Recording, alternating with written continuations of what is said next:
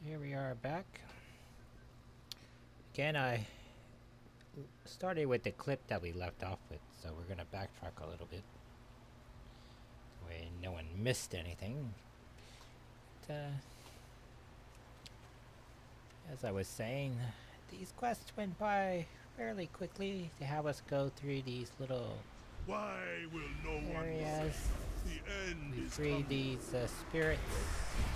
We threw the guy in a little bath. Knocked out some bad guys.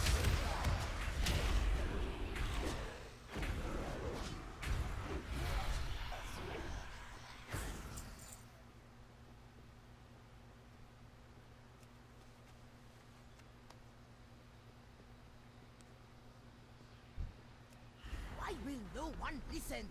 The end is coming! One thing that is different that I noticed, at least with Battle for Azeroth. Yeah, I don't know if it's true for Warlords of Draenor or Legion, but up through Mist of Pandaria, in each of the major areas of the new maps, you could track through the lore master. I noticed with Battle for Azeroth there wasn't a lore master. So you can't really track your progress through the quest pad like you could before. I don't know if that's a good or a bad thing, but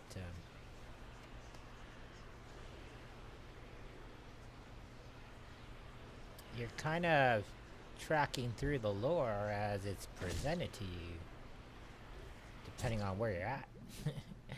And that'd be intentionally what they want is the developers, because essentially we could start from anywhere and progress through that, but you could kind of do that before in the lore too, right?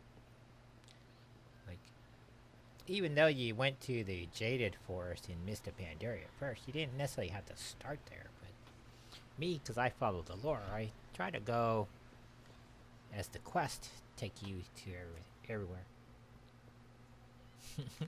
Progress at least on that sort of line.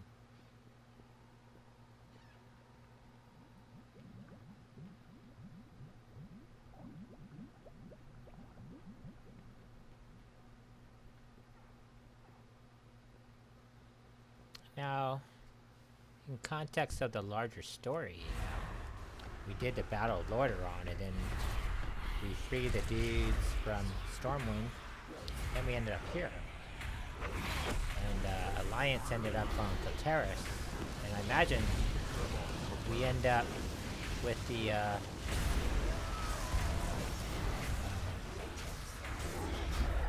Nightborn now, right? And I imagine that all ties in with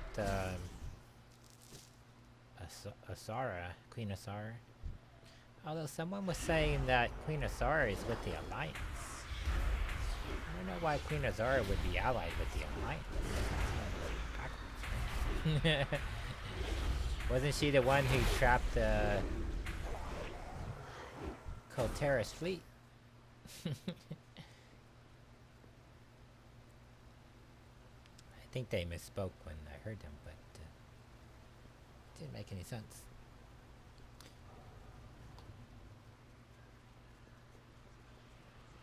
I do like how Battle for Azeroth is sort of time gated, where how everything's presented to us over what I call the living timeline.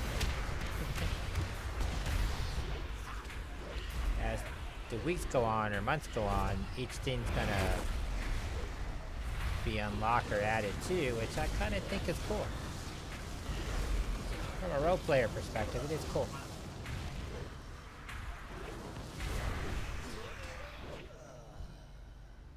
By the time we get through Zandalari, we'll be 120, and we'll be into the war mode, not war mode, but the campaign stuff, which will be kind of cool.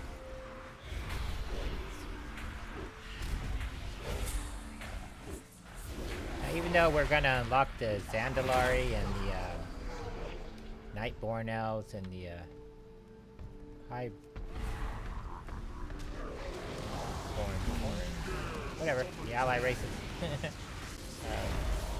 I have no real desire to play them. I only really want to play a Forsaken. Might sound crazy, but I kind of only really want to play a Forsaken. Forsaken Warlock. Although I kind of do want to play a Forsaken Shadow Priest, because so I can unlock the achievement for multi-profession.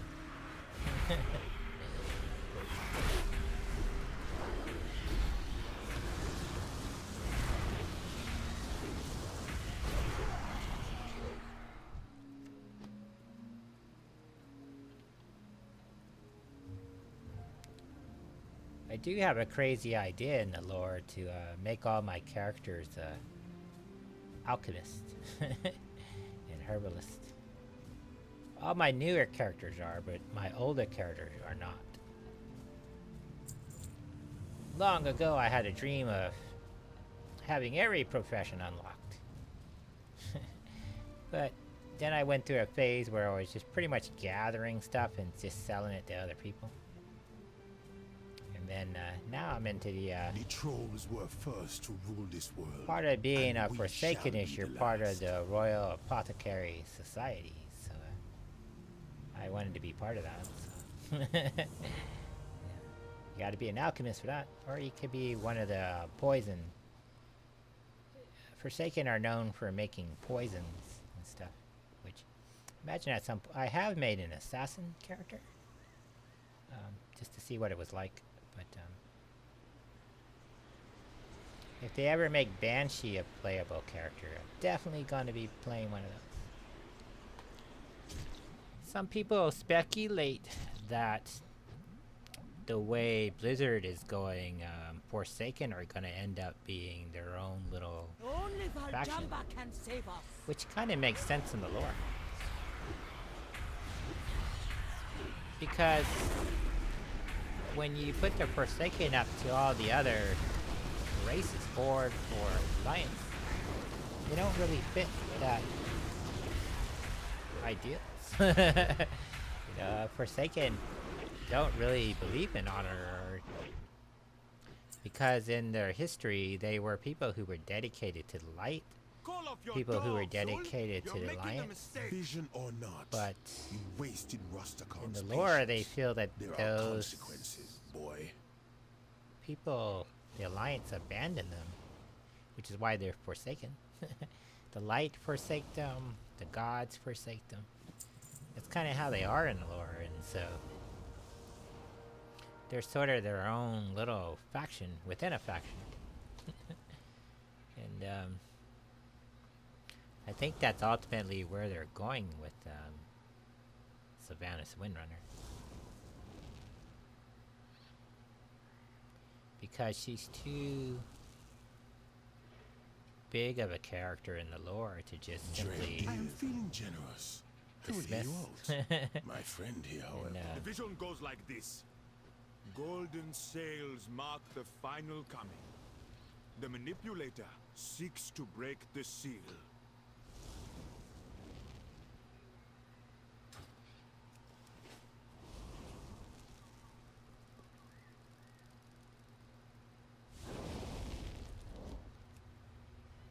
Ah! This is important. Listen. Buffeted by a current of lies, the High Throne will be unmoved. It, too, will be crushed beneath the wheel. I didn't really understand the prophecy here. I was reading it, and I assume he's talking about how it applies to these symbols, but I think he's talking on a larger Lower above, context. just let me finish! Shadows twist the strings of fate, bending the Empire to its will. In the end, even the great king will be made to kneel. I guess he's foreshadowing that the shadow is going to take over death, I guess.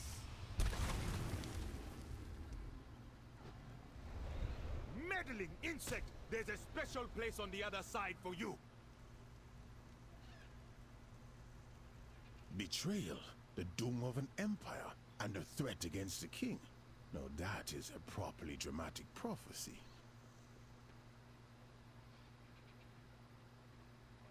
My, what is this? They're telling us Fate that the is king not is with you, going my to friend. turn to the shadow here. Wonder if that's important. That's the prophecy that they're telling us.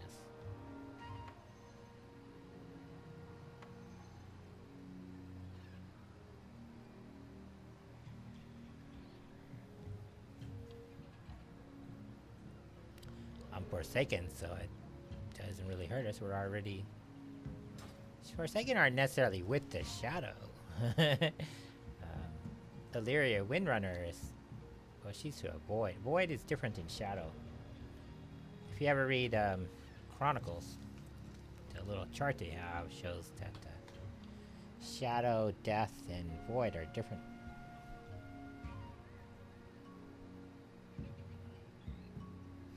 Shadow is really the opposite of the light, right? And Void is something else.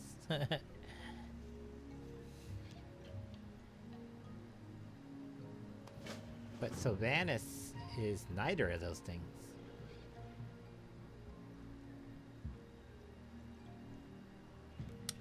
Wouldn't it be funny if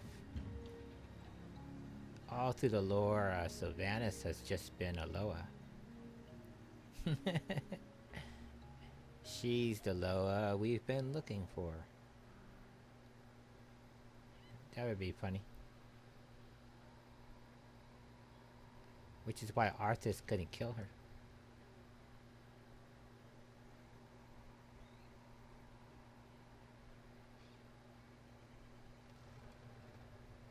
Or it would be interesting if the Windrunners were tied to somehow Queen Ashara.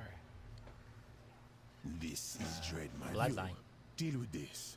Foljambe waits Never atop been the fully temple. explained in the Meet me lore there. up to this point how the Windrunners their prominence in High Elf society.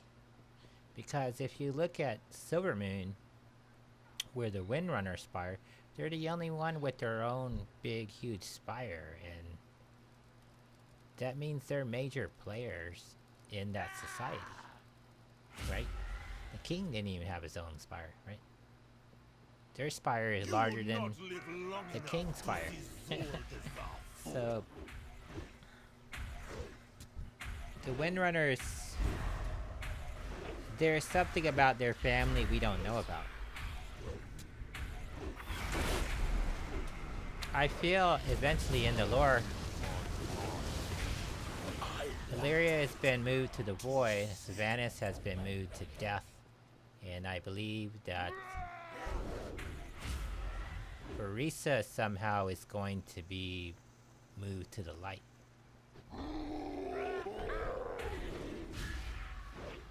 Although she's not a priest. Well, neither Windrunner sister were To the cauldron with you. priests. They're all were rangers. This is not. But we know in the lore that Sylvanas is becoming stronger with magic. Right now she's doing weak spells, but her ability to do spellcraft is growing in the lore. She's kind of becoming a necromancer in the lore, if you think about it. Maybe she learned necromancy through To the cauldron with you. Helia. I am chosen to survive. Helia in World of Warcraft is this similar to Helia from Norse mythology. So.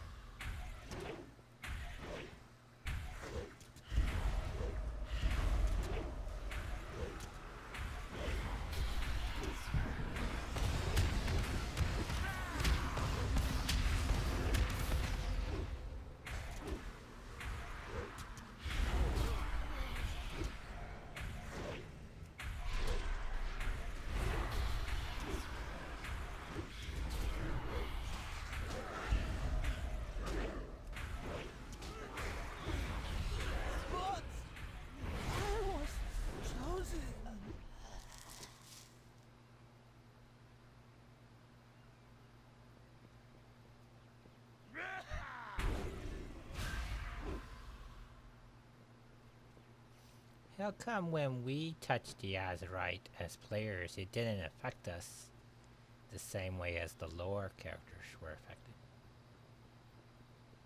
affected? I didn't see any dreams of my becoming ruler of Azeroth.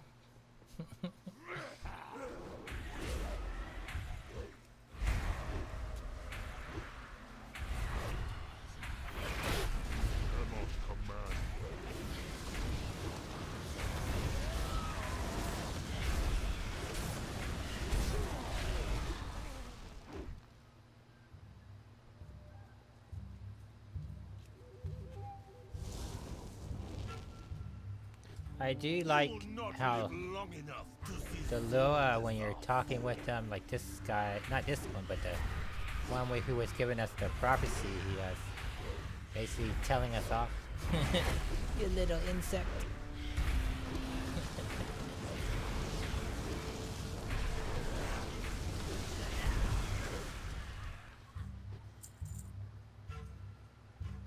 He's telling us in the prophecy that the king is aligned with shadows. Look at this guy coming up trying to grab our stuff. It's only because he's Horde I'm overlooking that.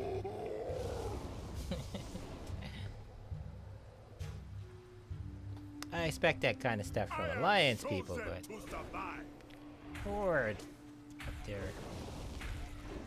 hoodwinking a fellow Horde is just wrong.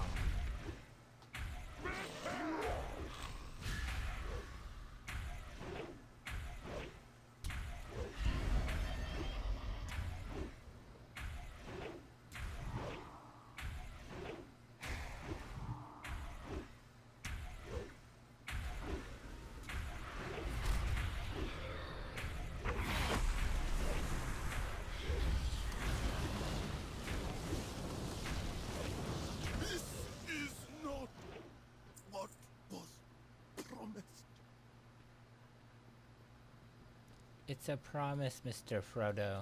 A promise. You must throw the ring into the fire of Mordor. This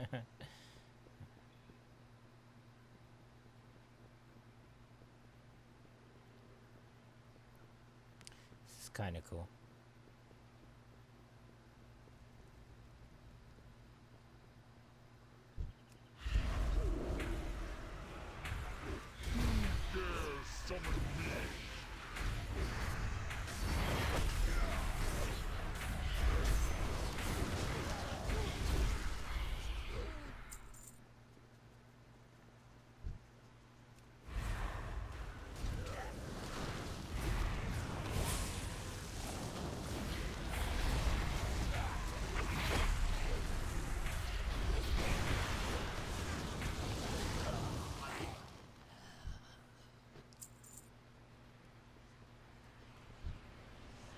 Come, have a whiff. We will see who's got the stronger will. Your will be mine now. All combat revolves around what they call the basic formula of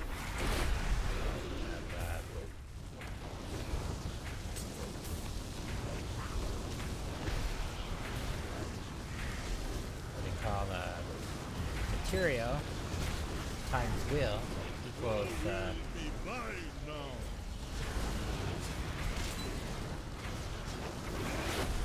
I say progress, but Never submit. victory.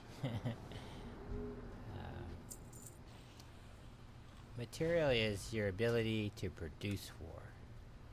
If you have a high production means to deliver war, that's good, and then the willingness to fight the war.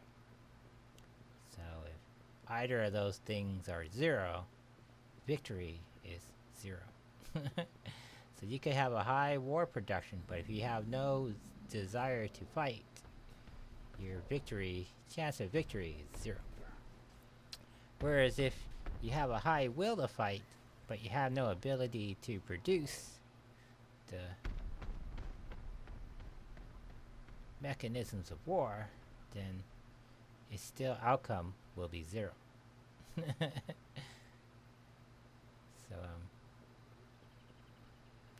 So Vanus I have foreseen realizes what you will say. early So on please, that get it over with quickly. their willingness to fight a war is strong, but their ability to produce is strong, but their ability to deliver war onto the enemy is weak because they don't have a navy. So that's why the first thing she did was engage in a land battle and wipe out Darnassus. At the same time, too, she didn't eliminate Alliance forces, but the Alliance lost a lot of military force, and they lost some naval assets. Ooh, level 111. Look at that. But they lost some naval assets over there when they tried to prevent us from going to Zandalari. Which they can't afford to lose any ships.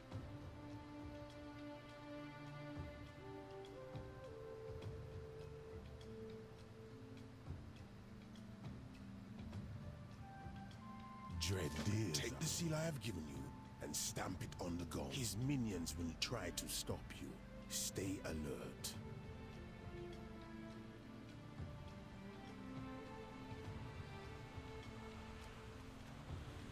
Now set the urn near the archway. But what I speculate, what I was saying about the Windrunner sisters is somehow their family is tied to a larger history that we don't know about yet, which I think is going to become relevant as the story progresses. And I kind of get that from reading the Three Sisters when that came out.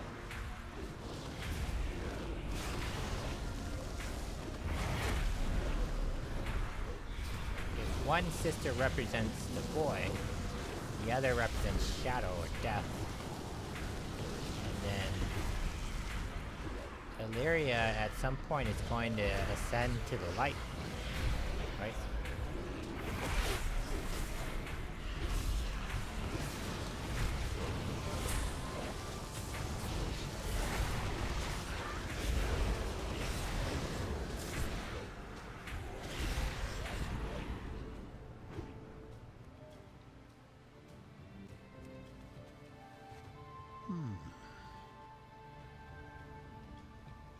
On second thought, move it a little to the left. I was thinking, and if you go back to War Crimes, the book, how they imprisoned Gorosh Hellscream, but if they were to capture Sylvanas, how would they hold her? Because she's both spirit and physical form, right? It's not like you put handcuffs on her, she would just change to a banshee and escape.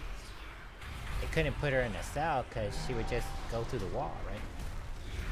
She's a banshee. She's a spirit. So, and then she could just smash anything that they put her in, right? Good.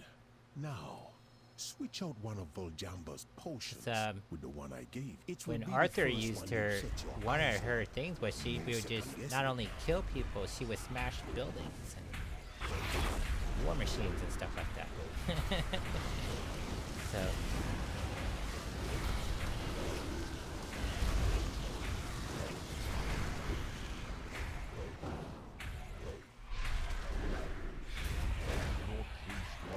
I don't think she's gonna be a character that they could arrest.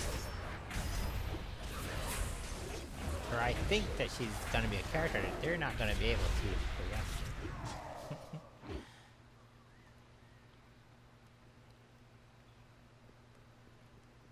This started off as kind of a little weird quest line, but it got interesting as I got further into it. It actually reveals a lot of details about what's gonna happen. And we're fighting all these shadow demons and stuff, which is kind of cool.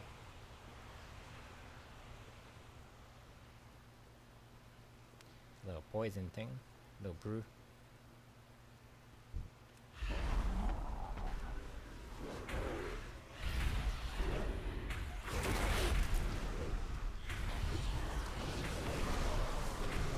technically a starter zone, so imagine if you started Zandalari Troll, you would learn more about the history of the area from the troll perspective. Come here. It is time.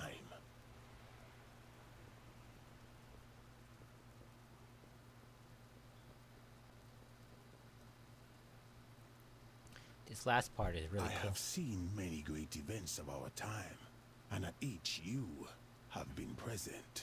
Curious. This is important.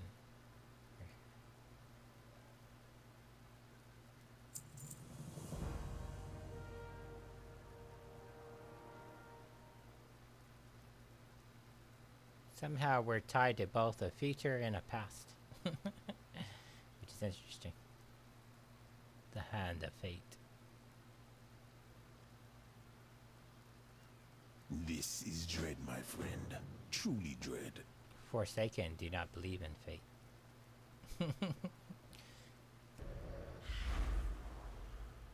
I tire of this game. You delivered your message. Now, it is time to face your fate. We both know I will not die by your hand. You cannot stop me. You are right. I will not. But my friend will. You are not ahead of me, old man.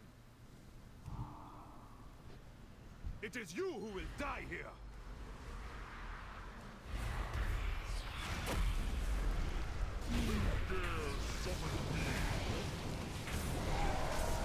Oh yes, Forsaken are the best. Undead Pride.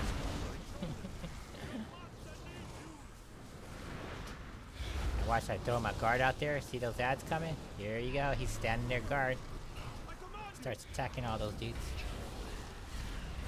Of course, the graphic makes look like that guy just ran right by my guard, but he did not. You are strong, but my side is stronger.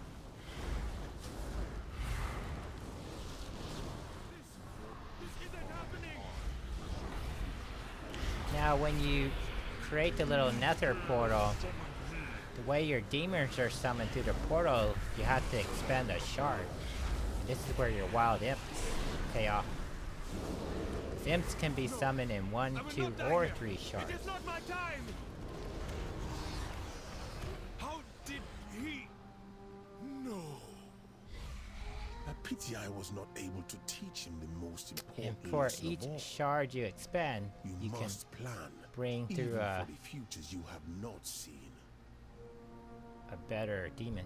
We all have our parts to play, even you.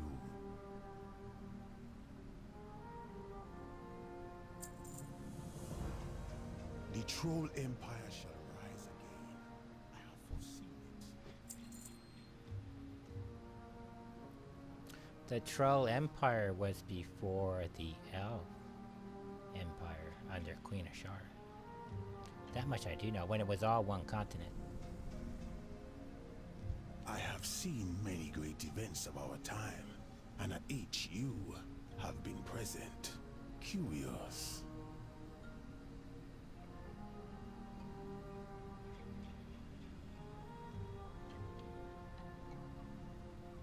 Why would we be present in all those places?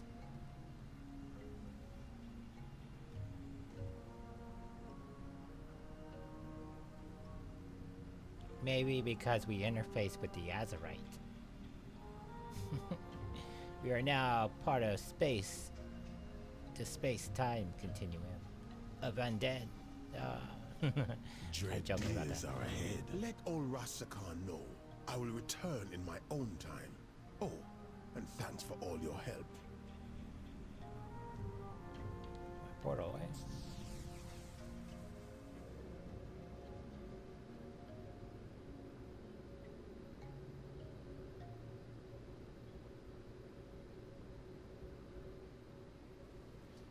Back up at the king. The Great Seal. Zandalar.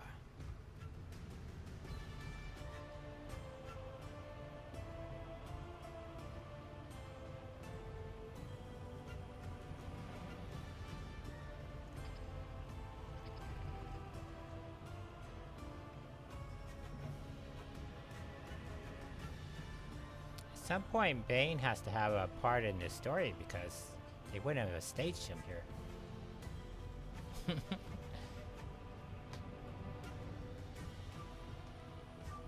I'm interested to see how that happens.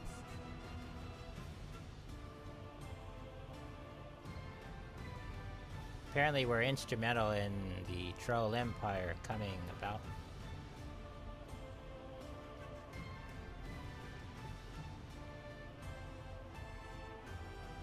Wouldn't that be funny if through Sylvanas Windrunner, the Troll Empire re-emerges on Azeroth? Ironic that it's an elf, high elf, that makes that happen.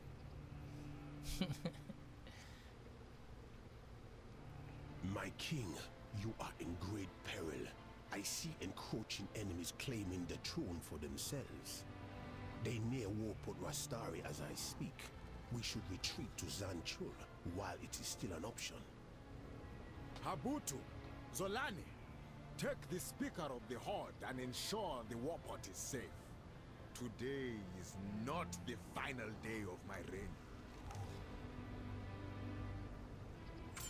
All is as my prophet said. Now perhaps you will see why I keep him by my side. This is kind of where we end our story for the night and sort of pick it up again tomorrow.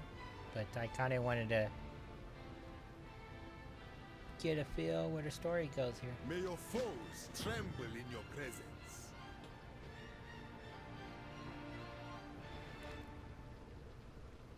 Coming up to the last 5 minutes. This part ran over by 6 minutes. Mainly because we put the end of the last clip on to this part, which extended the time by 5 minutes longer.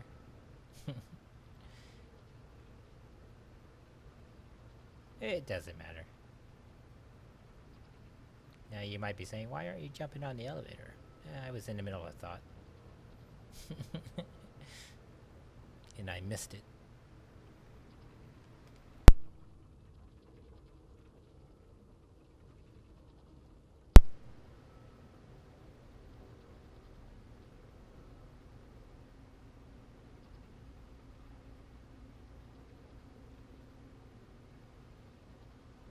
Actually, I'm watching a stream on the other monitor.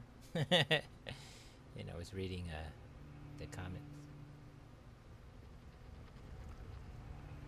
And I think while I was at the elevator, I was typing something in the chat, and I missed the elevator. Do you want something? I don't know. This guy lit it up as soon as we talked to the king, so I went ahead and got this one in case it was tied to the story. He's the emissary.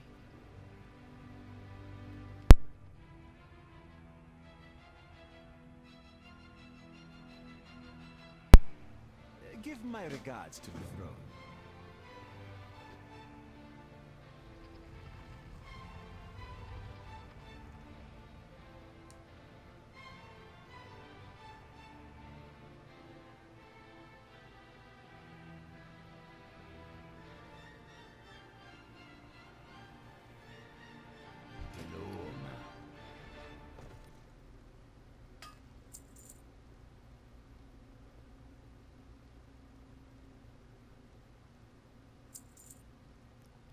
As I was riding up north at the beginning of this whole video, Away from the voodoo. part one, I realized I went riding by the transmog place in Zandalari.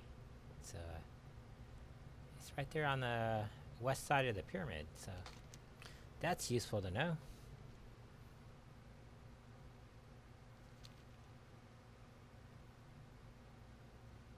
I decided to log out here, is what happened.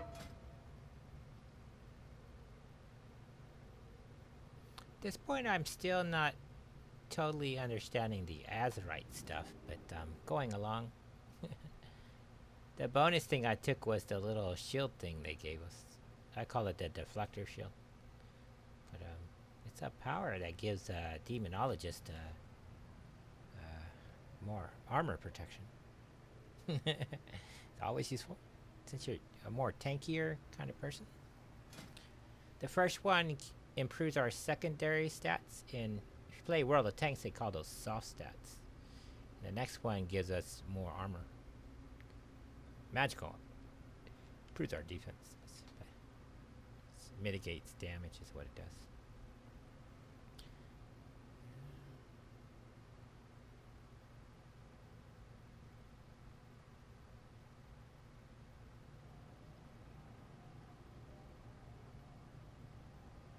It's gonna be the end of the clip. We'll pick it back up. Till next time, have fun. I'm Agamemnon the First.